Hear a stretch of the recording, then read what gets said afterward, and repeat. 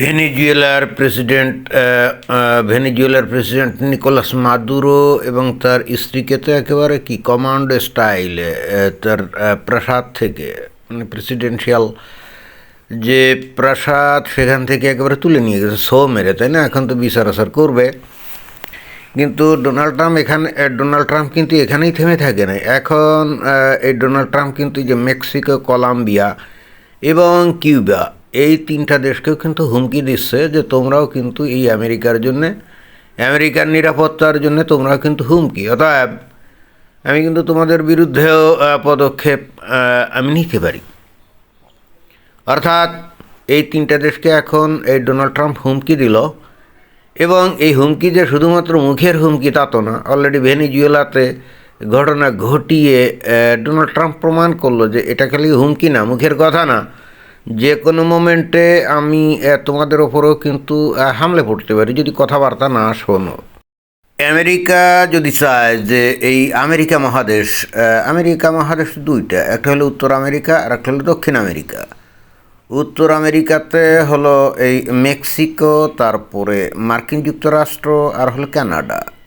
আর দক্ষিণ আমেরিকার মধ্যে আছে এই যে এই ভেনেজুয়েলা, তারপরে কলম্বিয়া, তারপরে Mexico, Brazil, Argentina, Uruguay, Chile, এরকম আরও অনেকগুলো দেশ, এবং কিউবা।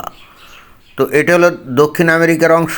বাট আমেরিকা চাইলেই এই সমস্ত যে কোনো দেশে কিন্তু তারা হস্তক্ষেপ করতে পারে যে কোনো অজুহাতে।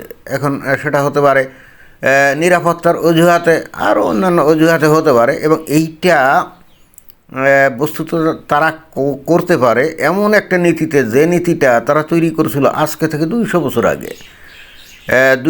আগে, এবং সেই নীতিটার নাম হলো মনরো ডক্ট্রিন। যখন মনরো ছিল আমেরিকার প্রেসিডেন্ট আজকে থেকে 200 বছর আগে, তখনই কিন্তু এই বিধানটা তারা করে যায়। এই বিধানটা হলো যে মনরো ডক্ট্রিন হলো যুক্তরাষ্ট্রের একটি গুরুত্বপূর্ণ পররাষ্ট্রনীতি, যা 1823 সালে প্রেসিডেন্ট জেমস মনরো ঘোষণা করেন, সেই কত 200 বছর আগে না? তো এটা নীতি হলো যে ইউরোপ আমেরিকা হস্তক্ষেপ করবে না, ইউরোপের কোনো দেশ উত্তর বা দক্ষিণ আমেরিকার কোনো দেশের উপর হস্তক্ষেপ করতে পারবে না, এবং ইউরোপ এই আমেরিকার কোনো দেশে কোনো উপনিবেশও তৈরি করতে পারবে না। এইটা তো সেই সময়, অর্থাৎ 200 বছর আগে, তখন তো পৃথিবীর বিভিন্ন দেশে নানা রকম উপনিবেশ ছিল, সেই সময়কার বিষয় আর কি। এবং একই সাথে এখানে বলা হয় যে আমেরিকাও ইউরোপের কোনো দেশে হস্তক্ষেপ করবে না, বা ইউরোপ অন্য কোনো জায়গায় যদি কোনো উপনিবেশ তৈরি করে সেখানে আমেরিকা হস্তক্ষেপ করবে না।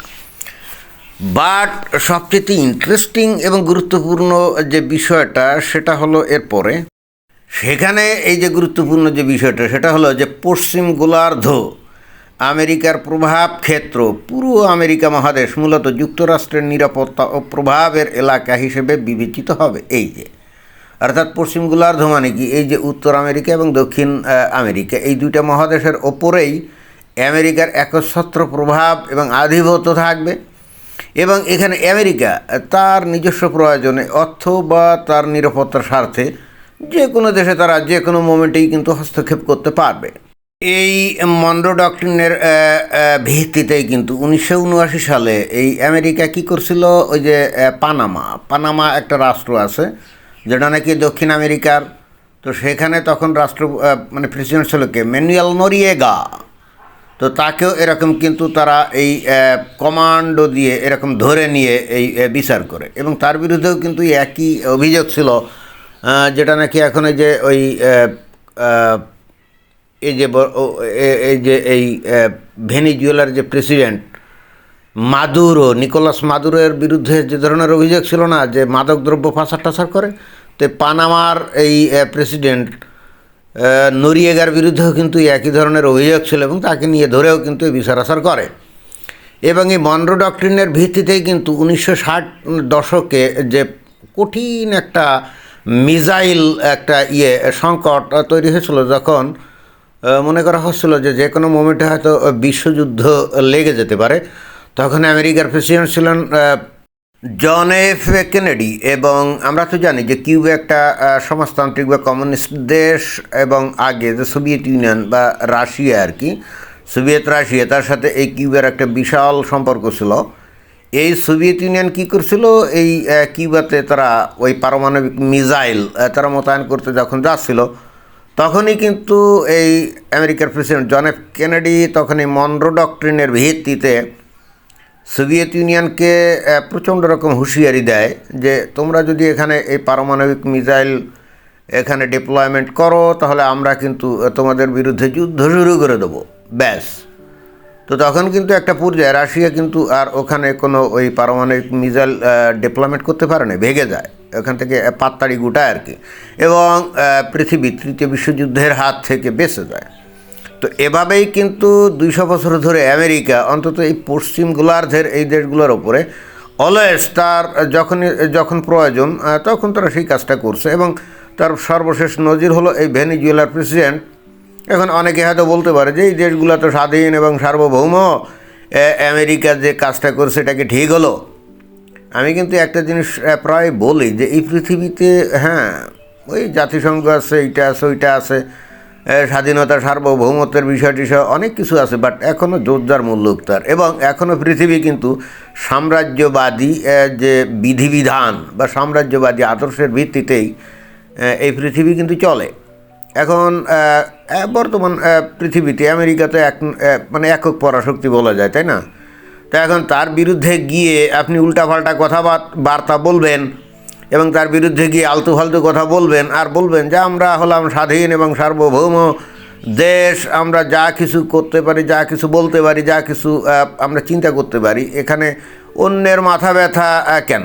জি না, হ্যাঁ, আমরা কিন্তু এখনও এই পৃথিবীর মানব সভ্যতা এখনও ওই লেভেলে পৌঁছায় নাই যে আপনি নিজে ওই বলবেন যে আমি স্বাধীন এবং সার্বভৌম, আমার যে কিছু করার কোনো বিষয় আছে। যে আমেরিকা বুঝিয়ে দিচ্ছে, আমেরিকা থেকে ভেনিজুয়েলা দেশটা কিন্তু বেশ দূরে, কিন্তু তার সত্ত্বেও এখন ভেনিজুয়েলার বিরুদ্ধে এখন ডোনাল্ড ট্রাম্পের অভিযোগ যে তারা মাদকদ্রব্য সাপ্লাই করে। কথাটা কিন্তু মিথ্যা না, অবশ্যই কাজটা করে, but at the same time এটাও তো সত্য যে এই ভেনিজুয়েলাতে বিপুল পরিমাণে তেলের ভাণ্ডার আছে। আমেরিকা চায় যে সেখানে আমেরিকার কোম্পানিগুলো কাজ করুক, মুনাফা অর্জন করুক, কিন্তু এই ভেনিজুয়েলা নামক দেশটা সেখানে অনেকটা ওই যে স্বৈরশাসক সমাজতান্ত্রিক সিস্টেম, তারা কিন্তু অলওয়েজ এই আমেরিকার এই কোম্পানিগুলোকে বা আমেরিকান সরকারকে এখানে কোনো হস্তক্ষেপ করতে দিত না বা আমেরিকান কোম্পানিকে কোনো ব্যবসা বাণিজ্য করতে দিত না।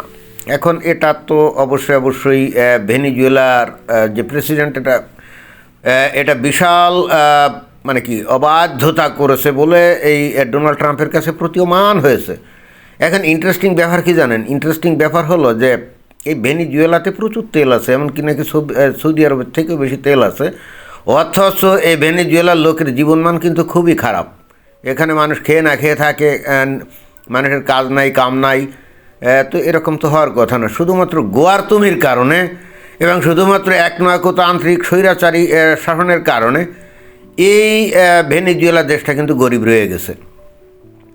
অথচ এর চাইতে কম তেল নিয়ে এই যে সৌদি আরব, কুয়েত, কাতার, আবুধাবি, দুবাই ইত্যাদি দেশগুলা কিন্তু তাদের দেশের মানুষের জীবনযাত্রার অনেক উন্নতি করছে, যেটা নাকি এই ভেনিজুয়েলাও করতে পারতো। বাট ওই যে গোয়ার্তুমি এবং একই সঙ্গে এমন কিছু শক্তির সাথে এই ভেনিজুয়েলা হাত মিলাতো ওই যে স্বাধীনতার সার্বভৌমত্ব রক্ষার নামে।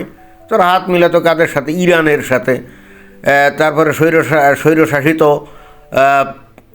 এই যে রাশিয়ার সাথে, তারপরে চায়নার সাথে। মানে কোনো দেশে কিন্তু গণতন্ত্র নাই, অগণতান্ত্রিক বিভিন্ন দেশগুলোর সাথেই কিন্তু এই ভেনিজুয়েলা সখ্যতা করে কিন্তু এই তাদের তেল বিক্রি করতে পারে না, কারণ আমেরিকা সেখানে স্যাংশন দিয়ে রাখছে। এবং এই ভেনিজুয়েলার যে সরকার অলওয়েজ তার পলিসি ছিল আমেরিকার বিরোধী। তো এরা আমেরিকার বিরোধী প্ল্যান, পলিসি এগুলা করবে, বাস্তবায়ন করবে, মাঝে মাঝে হুঙ্কার দিবে। আর আমেরিকা বসে বসে কি আঙুল চুষবে? তারা কি এর দমন করার চেষ্টা করবে না? তো প্রথমত এই ভেনিজুয়েলার উপরে কিন্তু স্যাংশন দেওয়া ছিল যে তারা তেল বিক্রি করতে পারবে না। তারপরেও কিন্তু তারা চোরাগোপ্তা তেল বিক্রি করতো, কিন্তু ব্যাপকভাবে বিক্রি করতে পারতো না। এবং এর ফলেই কিন্তু তাদের দেশের মানুষের জীবনমান খুবই খারাপ। এবং যেটা নাকি এই যে ইরানের ক্ষেত্রেও প্রযোজ্য, প্রতিনিয়ত এই যে আমেরিকার ধ্বংস কামনা করতো, ইসরায়েলের ধ্বংস কামনা করতো। তো এই এখন ইন্টারেস্টিং ব্যাপার হলো এই ভেনিজুয়েলা তো আর মুসলিম কান্ট্রি না, তারা তো হলো সমাজতান্ত্রিক বা কমিউনিজম। আর এই যে ইরান, তারা তো হলো কি, সেখানে শরিয়া শাসন অর্থাৎ ইসলামিজম প্রতিষ্ঠিত, তাই না? এই দুইয়ের মধ্যে দেখবেন যে মধুচন্দ্রিমাপূর্ণ সম্পর্ক, অর্থাৎ দুইটা আদর্শিক দিক দিয়ে কিন্তু একই, এবং এদের শাসনের অধীনে যে যত কথাই বলেন না কেন, সমাজতন্ত্রের নানা রকম মিষ্টি মুখরোচক কথা আপনারা বলবেন, বাট সমাজতন্ত্র বা ওই ইসলামিক তন্ত্র মানে শরিয়াতন্ত্র, এই দুইটার অধীনে থাকা মানে হচ্ছে আপনি আপনার ব্যক্তি সত্তা হারালেন, আপনার ব্যক্তিগত কোনো অধিকার নাই, আপনার বাক স্বাধীনতা নাই, এমনকি আপনি কি চিন্তা করবেন সেটাও তারা নিয়ন্ত্রণ করে, তারপরে কি পোশাক পরবেন সেটাও তারা নিয়ন্ত্রণ করবে। মানুষ একটা স্বাধীন জীব, তাই না? তারা কিন্তু এত নিয়ন্ত্রিত জীবনযাপন পছন্দ করে না। ধর্মীয়ভাবে হয়তো অনেক ক্ষেত্রে প্রথমে হয়তো তারা চিন্তা করে না না না আমরা বেহেশতে যাব, 72 হুরের সাথে যৌনকেলি করব, অতএব এই জগতে একটু কষ্টমষ্ট করি, এবং তখন তারা অনেকটা আবেশের বসে, প্রচণ্ড আবেগের কারণে হয়তো ইসলামী শাসনকে তারা গ্রহণ করে নেয়, যেমনটা বাংলাদেশের মানুষ এখন সেই প্রহেলিকার মধ্যে পড়ে গেছে। আর 1979 সালে এই ইরানের লোকজন কিন্তু তারাও এই প্রহেলিকার মধ্যে পড়ে গিয়ে তারা কিন্তু এই গত 45-46 বছর ধরে কিন্তু তার মধ্যে ছিল, এবং অবশেষে তারা এখন আবিষ্কার করছে যে ইসলামী শাসনের অধীনে মানুষের মৌলিক চাহিদারও কোনো পূরণ হয় না, এবং একই সঙ্গে মৌলিক চাহিদার বিষয় তো অনেক দূরের ব্যাপার, আসলে তাদের বাক স্বাধীনতা নাই, তাদের ব্যক্তিগত স্বাধীনতা নাই, কি তারা চিন্তা করবে সেটাও নির্ধারিত, কি কাপড় তারা পরিধান করবে, ওই যে নারীরা হিজাব বোরখা ছাড়া চলতে পারবে না, মানে একটা ব্যক্তি জীবনে কোনো রকম কোনো অধিকার নাই। এবং এই একই জিনিস কিন্তু এই যে সমাজতন্ত্রে, এই যে সোভিয়েত ইউনিয়নের পতন 1991 সালে কিন্তু এমনি ঘটে নাই,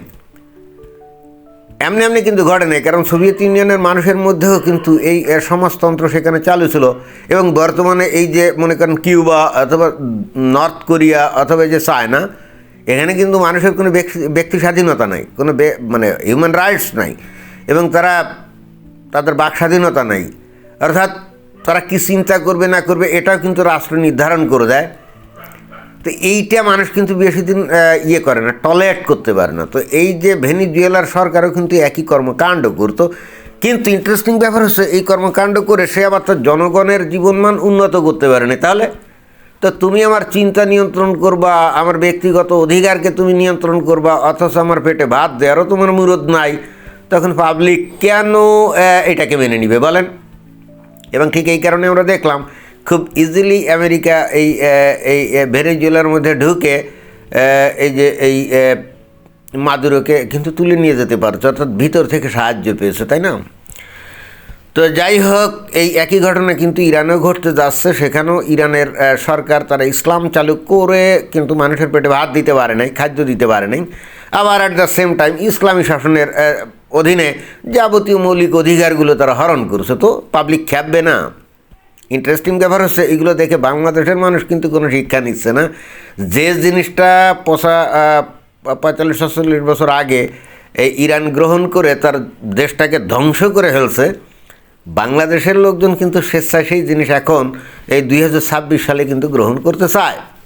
তো যাই হোক, এটা তার অধিকার, এটা তারা করে যদি তার দেশ এবং সমাজকে ধ্বংস করতে চায়, তারা যদি না খেয়ে থাকতে চায়, তারা যদি দুর্ভিক্ষ মহামারী তৈরি করে যদি লক্ষ লক্ষ লোকের জীবন বিনাশ করতে চায়, শোকে কোনো সমস্যা নাই।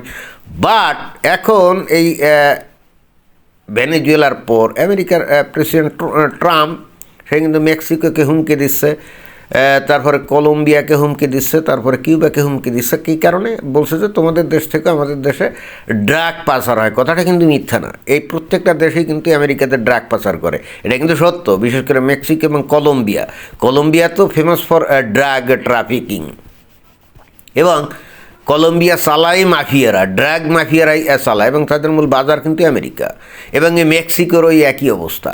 এবং মাঝখান দিয়ে মেক্সিকো এবং কলম্বিয়া আর যে দুইটা কাজ করে, এদের এই দুই দেশে এসে পৃথিবীর বিভিন্ন দেশের লোকজন এসে থাকে, এবং তারপর এদের দেশের বর্ডার দিয়ে, বিশেষ করে মেক্সিকো মানে কলম্বিয়া থেকে মেক্সিকো আসে, এবং মেক্সিকোর বর্ডার দিয়ে আমেরিকাতে বিপুল পরিমাণে কিন্তু অবৈধ লোকজন ঢোকে।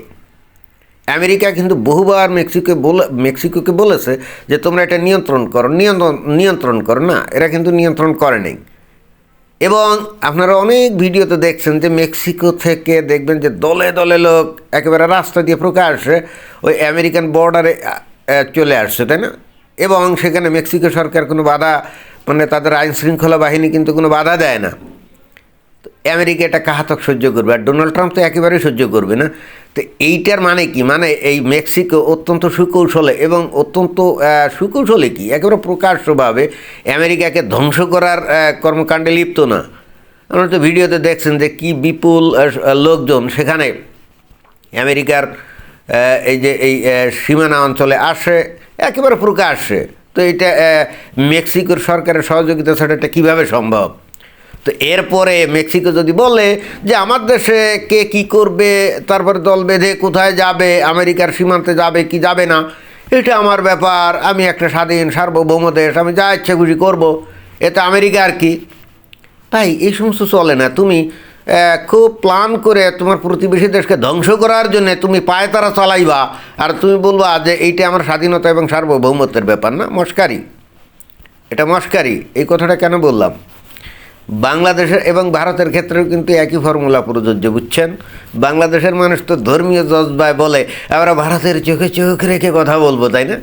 এবং পাকিস্তানের সাথে জোট বেঁধে এখন বাংলাদেশে কি করতে চায়, ভারতের বিরুদ্ধে ভারতের বিচ্ছিন্নতাবাদী লোকজনদেরকে আশ্রয় প্রশ্রয় দিয়ে কি গেরিলা যুদ্ধ বা সন্ত্রাসী কর্মকাণ্ড করার জন্য মানে আস্কারাত দিচ্ছে, এরকম শোনা যাচ্ছে, তাই না?